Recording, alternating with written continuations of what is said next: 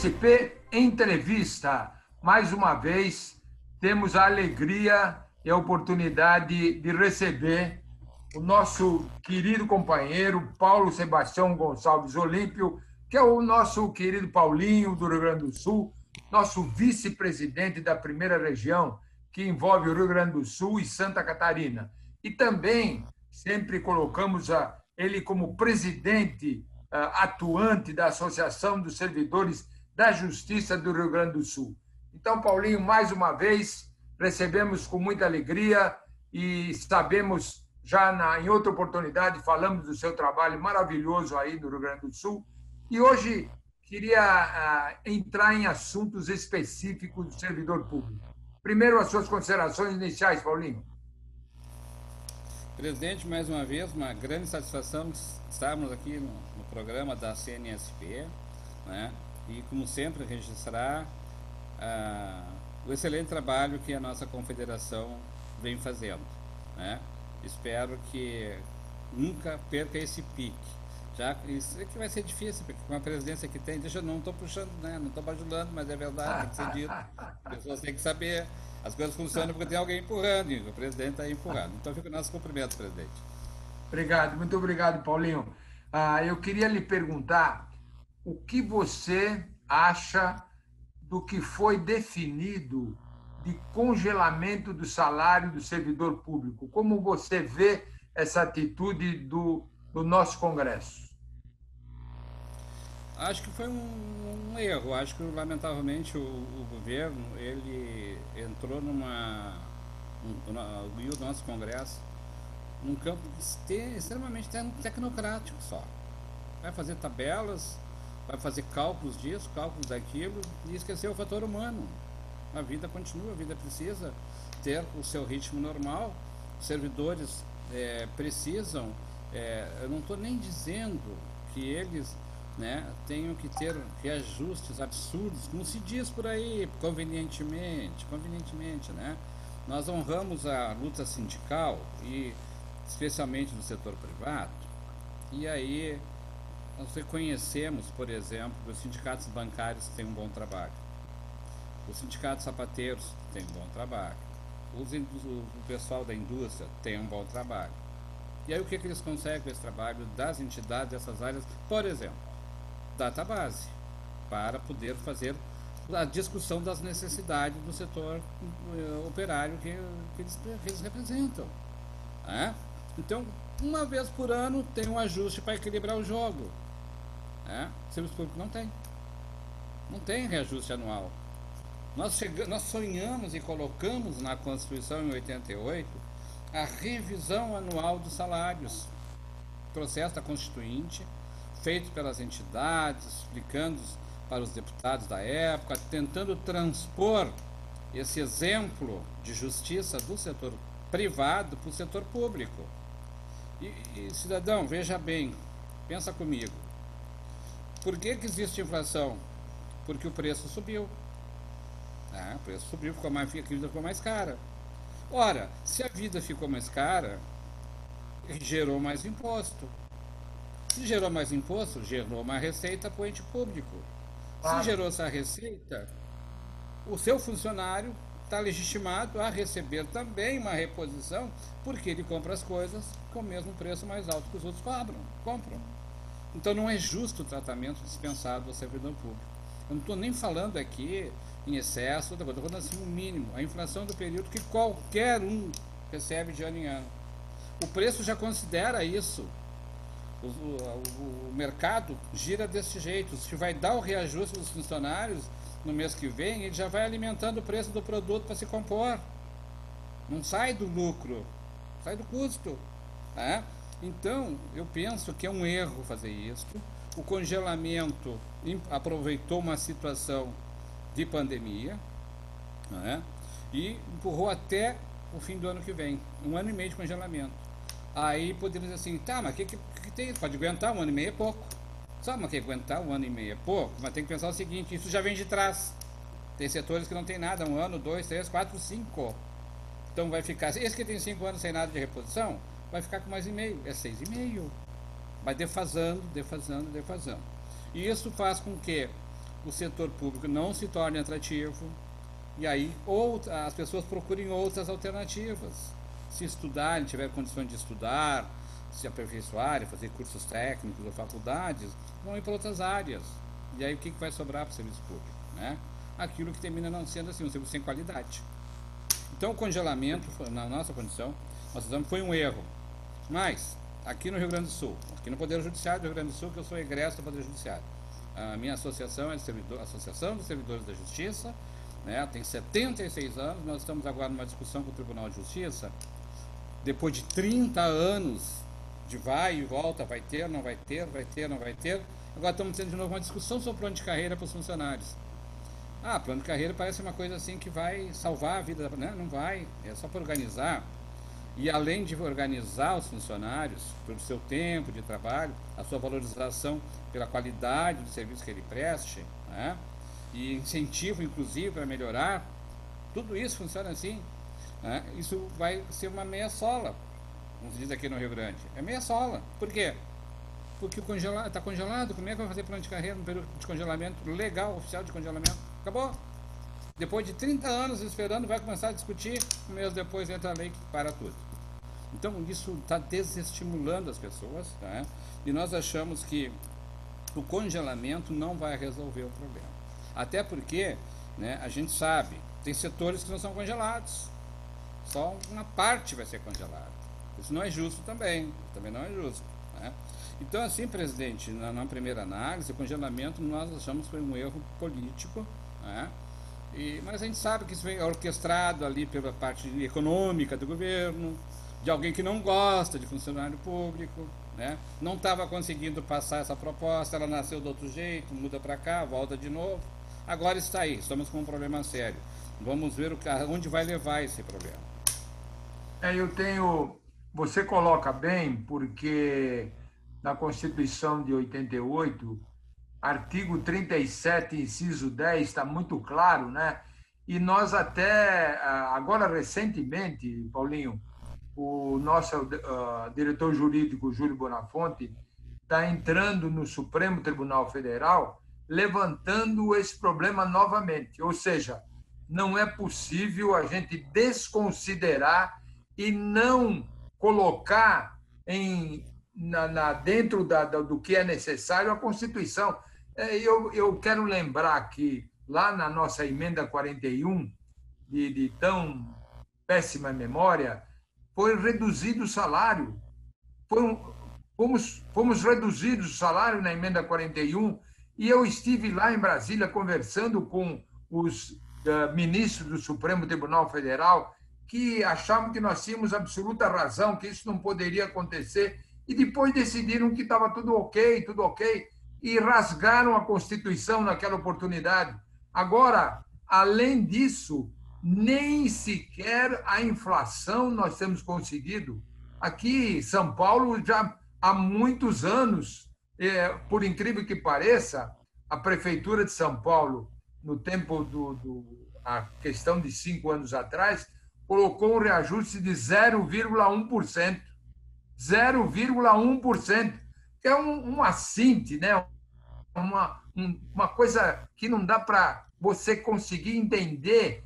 Lamentavelmente, é um descaso total, né? Que a gente não pode acreditar, mas existe esse problema e nós temos que continuar, porque muita gente diz, Paulinho, olha, não vai adiantar nada, mas se nós não colocarmos aquilo que nós pensamos, se nós não conseguirmos lutar, aí fica muito pior, vai ficar muito pior. Nós temos que continuar essa luta e mostrando para as autoridades que realmente é importante, porque você colocou, eles já consideram esse reajuste, eu diria até mais, eles não colocam só o preço do reajuste, o preço é muito, muito maior do que aquele reajuste que seria colocado e não é, né? É muito maior. Se você pegar até na pandemia, Paulinho, até na pandemia, eles têm a cara de pau de aumentar. Aqui eu tenho visto coisas de máscara, de aventais, de impressionante, né? ganhar dinheiro à custa da saúde das pessoas, comprar respiradores a um preço absurdo para ganhar dinheiro, isso é corrupção que precisa ser defendida violentamente. Mas nós temos que É uma coisa continuar sem nessa. critério, né? É uma coisa sem critério. Essa questão dos Sim, respiradores aí é um absurdo. É claro, 39 mil, é cento e poucos mil, é 200 mil e não funciona. Aí não compra uma casquinha funciona. e não funciona. Um É monte de dinheiro, uma impressionante. coisa. Não, assim, é de botar na cadeia na hora. De botar na Sim, cadeia na sim, hora. sim. Mas Então, assim, queria entrar num outro ponto contigo. Queria saber aí do Rio Grande do Sul, que é uma batalha também que nós temos desenvolvido muito bem com o Júlio Bonafonte, que é o problema de precatórios. Como é que anda no Rio Grande do Sul o pagamento de precatório? Está atrasado, não está? Como é que está, Paulinho? olha, aqui no Rio Grande do Sul, a gente tem seguramente 84 mil precatórios pendentes. Pendentes. 84 mil. 84. Deixa eu dar uma olhadinha só um segundinho. 84.530. 16 bilhões. Tem precatórios de 1988. 11 milhões de reais. Lá uma pendência. Tem outros de 89, outros de 90. Depois do ano 2000 começa a crescer mais, não é?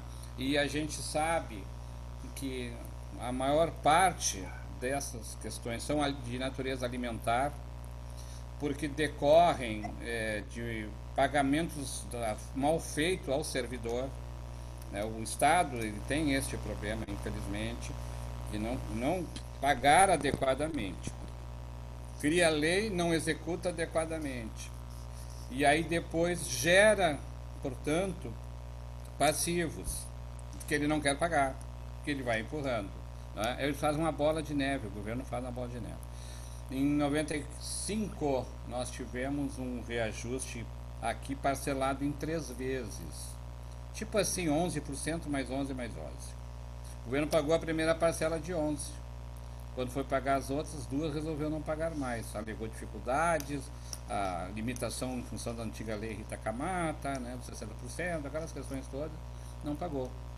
Pô, não tem esqueleto no armário para pagar essas diferenças de salário, essas duas aí de 11%, desde aquela época. Não tem nem como administrar uma coisa dessa. Né? Então a gente sabe, o governo, infelizmente, parece que não é feito para pensar para frente, parece que foi feito para pensar para trás. Né? E só gera nessa parte aí, são 16 bilhões. Tem essa que eu falei, tem o piso salarial, tem outras questões assim. E é uma luta que os servidores acreditam, porque sai uma lei, que é pior do que é uma coisa pior do que isso. Sai uma lei dizendo que, olha, será feito assim assim. A hora de executar, não executa. A pessoa se ilude, né, cria uma situação de insegurança jurídica, cria o descrédito no Estado. Né? E aí o que sobra? Uma pessoa desestimulada acreditando num pregatório. Eu encontrei uma pessoa na rua que estava me falando, era uma questão particular, estava no TRF. Aí, não, desculpe, era do TRT. Questão de salário particular. Depois você vê, moço, eu estou há 6 anos esperando. Será que vai andar agora, nessa época que a justiça parou? Eu digo, se ele estiver na fase eletrônica, na justiça do trabalho vai andar. Se não tiver, não vai, porque aí a parte física meio que está parada mesmo. Assim como no judiciário estadual. Né? Em função dos maus contatos com as coisas contaminadas, não dá. E aí a pessoa fica esperando o tempo, não sobrevive. Precatório, quantos morrem sem receber? Né? E um direito que era seu. Então nós achamos assim uma coisa muito dolorida isso aí. Isso aí deveria, né, ser prioritário resolver. Tem compromisso, paga. E essa do congelamento, o presidente foi falado antes, é uma coisa interessante. A revisão do artigo 37 que o senhor falou.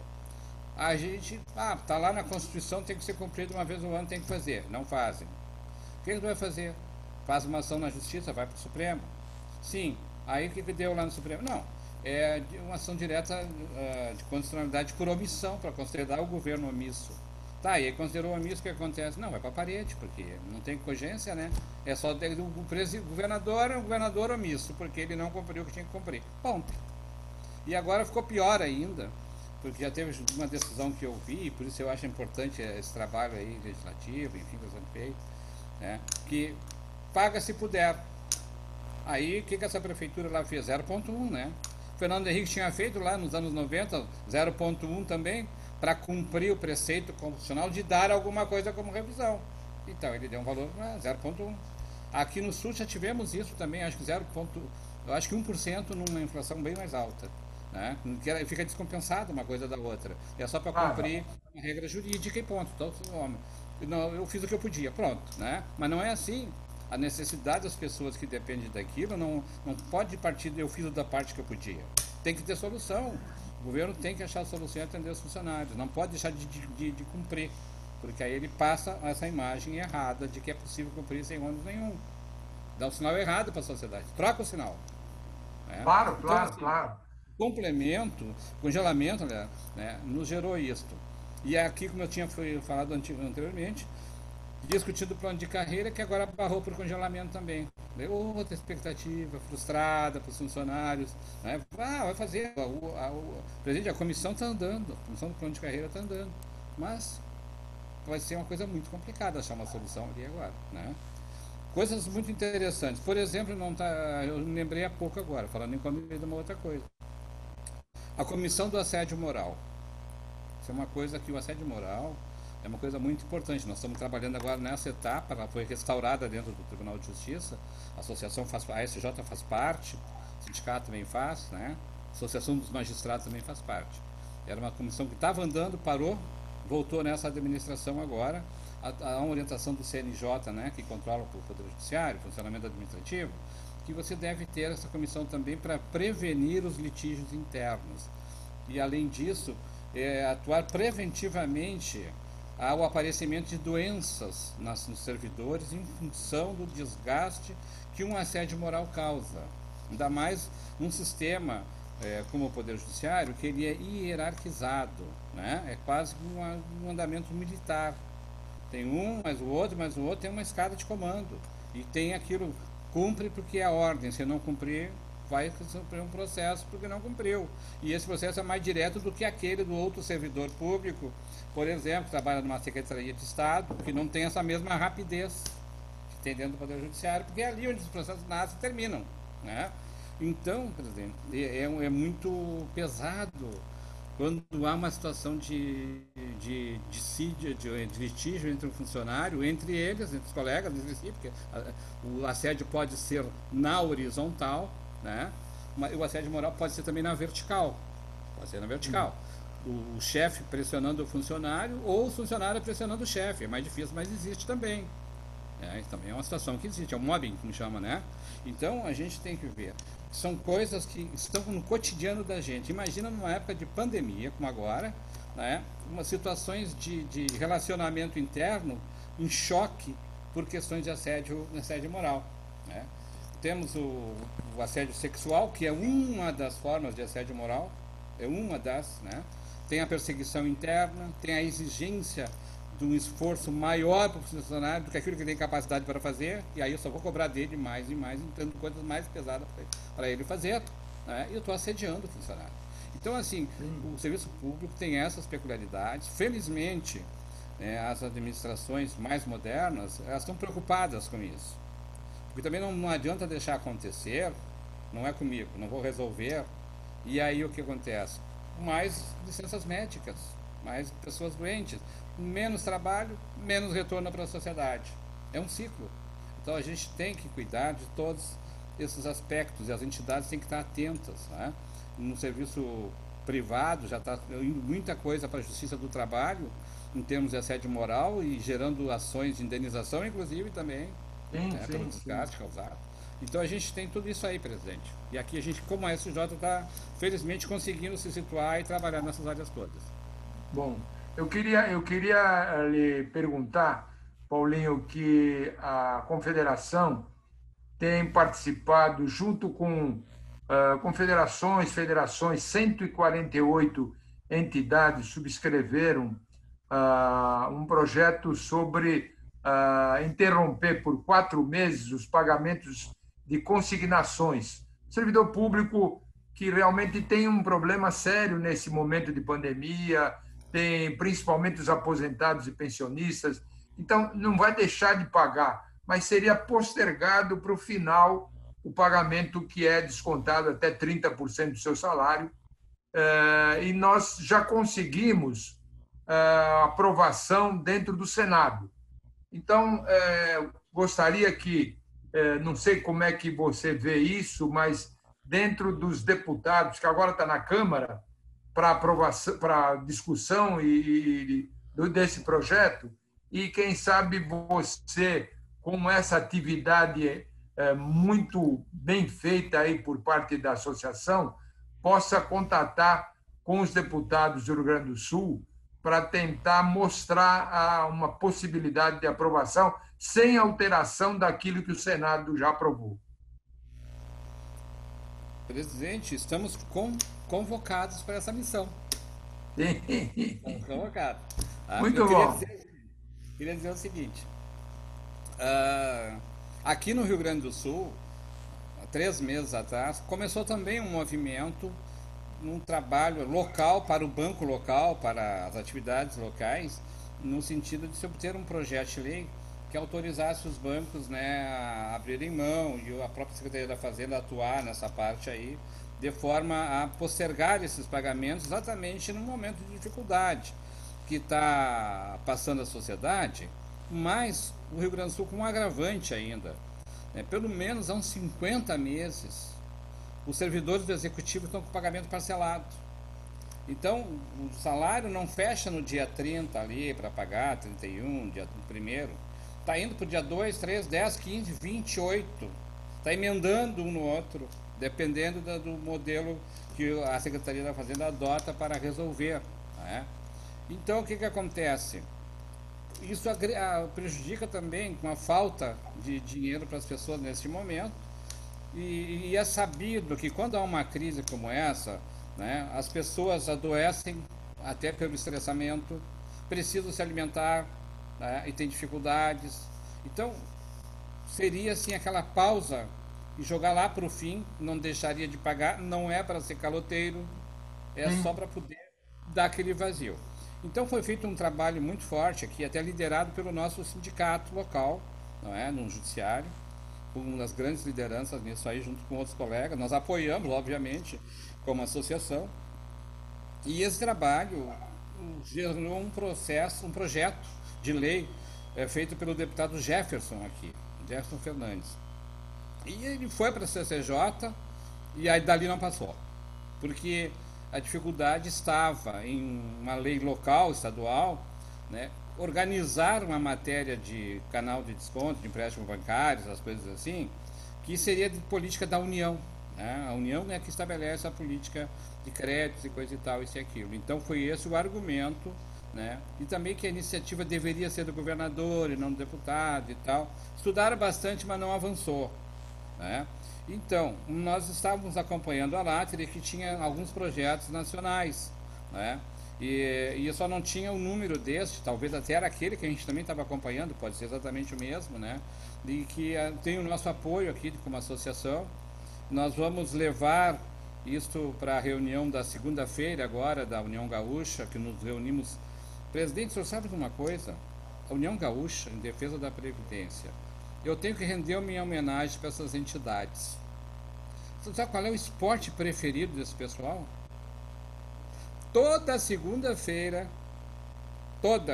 menos 3 ou 4 em janeiro, se reunir no mesmo lugar para discutir previdência e saúde, plano de saúde dos servidores. Segunda-feira, 10 da manhã. Todas.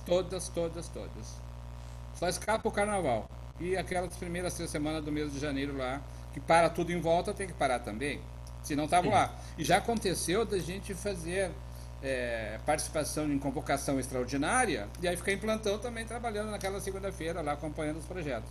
Então, presidente, esse é um grupo muito assim concentrado, muito esforçado, merece a nossa homenagem e eu vou sugerir para eles, eu vou depois recolher o número exato desse projeto para não pegar o número errado, para o pessoal fazer um trabalho de acompanhamento exatamente de aprovação como foi, para dar rapidez, né? Porque entre aprovar, depois sancionar, cair para os estados, ter que regulamentar, chamar o setor bancário para acertar, vai demorando mais ainda e prejudicando essas pessoas que estão precisando. Então me parece que a Sim, rapidez sim. agora é essencial.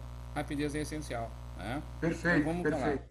Não, inclusive, existe a colocar que o Senado já aprovou. Então, isso já é uma coisa boa para que a Câmara possa aprovar sem alteração. Aquilo já foi discutido bastante no Senado, então seria uma oportunidade muito grande de a gente auxiliar um pouco o nosso servidor e toda a população em geral, porque é o que você falou, é um momento crítico, é um momento de necessidade, é um momento que precisa ajudar e ninguém quer deixar de pagar, é só postergar o pagamento, único e simplesmente. Né?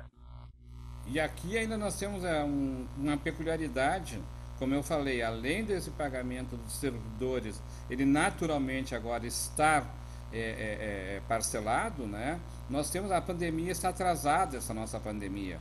Ela está com uma curva de subida, agora está chegando onde os outros estiveram em maio já, aquele pico. Agora está começando a subir. Isso quer dizer que vai se arrastar por agosto e por setembro até estacionar e depois começar a cair. Sim, Enquanto sim, isso, as sim. dificuldades financeiras continuam, né?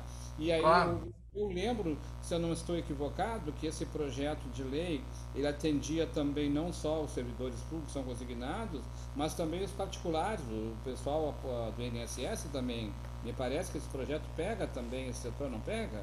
Pega, pega, pega, pega. Então é uma Pega é coisa geral, pega geral, em geral, né? Então é uma geral. coisa assim, de interesse da sociedade. E não é para Claro. não é para calotear, é para poder se administrar.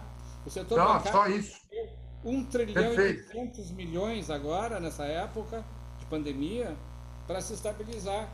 Então, tem como se acertar para resolver isso aí, com certeza. Inclusive, Paulinho, nós levantamos, nós vamos atingir 30 mil,